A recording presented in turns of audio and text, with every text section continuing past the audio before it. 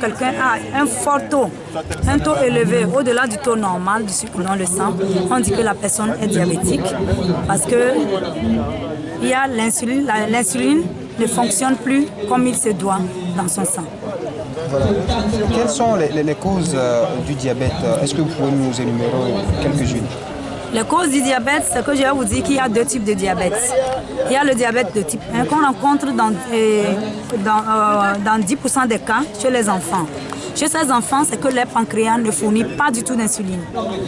À ces enfants, il faut apporter de l'insuline de l'extérieur. Le diabète de type 2, c'est chez les adultes. Et ça représente 90% des cas. Et chez eux, c'est soit le pancréas est sécrété et l'insuline est sécrétée insuffisamment par le pancréas, soit la qualité d'insuline sécrétée est insuffisante, soit l'organisme même réclame plus d'insuline qu'il ne faut et le pancréas ne peut pas fournir cette quantité d'insuline. Voilà. À quel signe pouvons-nous reconnaître rapidement un diabétique? Les signes évidents chez le diabétique de type 1, c'est par exemple l'envie d'uriner fréquemment, l'envie de manger fréquemment, l'envie de pisser fréquemment. Et la personne, il y a une fatigue généralisée. Parfois, il y a chez les hommes une faiblesse au niveau du sexe. Chez les femmes, vous pouvez avoir des démangeaisons au niveau de la vulve. Et lorsque vous constatez une plaie chronique qui refuse de guérir malgré tous les traitements, on peut penser au diabète. Parfois, c'est le goût sucré des urines qui attire l'attention sur le diabète. Voilà. Comment doit-on prévenir le diabète? Comment nous allons prévenir le diabète? Tout d'abord, c'est de se faire dépister.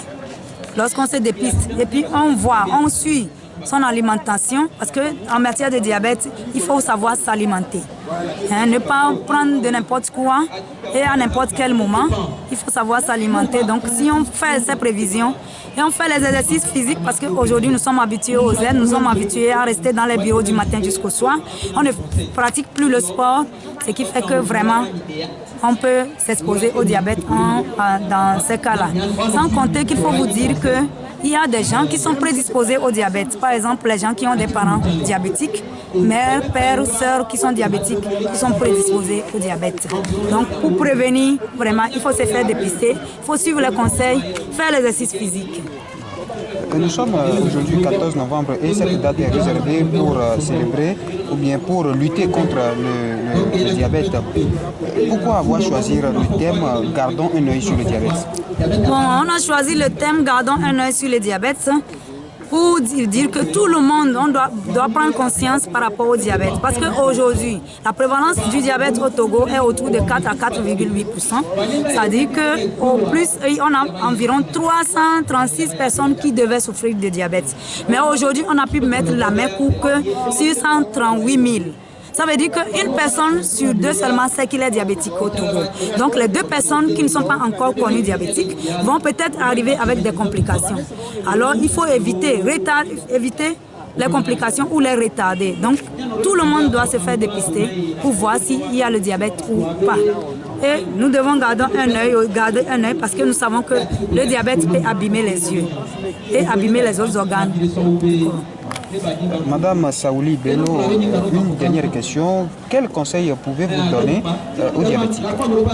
Les conseils que nous donnons aux diabétiques, c'est de savoir s'alimenter et de prendre régulièrement leur traitement. De ne pas faire confiance aux tradithérapeutes qui disent qu'ils traitent le diabète parce que c'est leur pancréas qui souffre et non un problème de thérapeutique.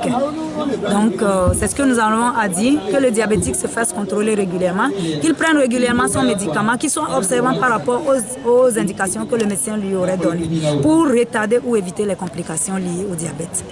Madame Bello Saouli, je rappelle que vous êtes assistante médicale à la polyclinique d'Atakwame. Nous vous remercions. Merci. Merci à vous aussi. Merci de nous avoir accompagnés aujourd'hui. Et ce que nous allons demander, c'est que le pouvoir public puisse apporter quelque chose aux diabétiques. Parce que le diabétique souffre énormément. Nous n'avons pas les moyens. C'est une maladie à vie.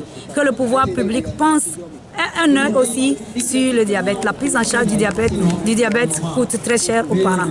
Je vous remercie.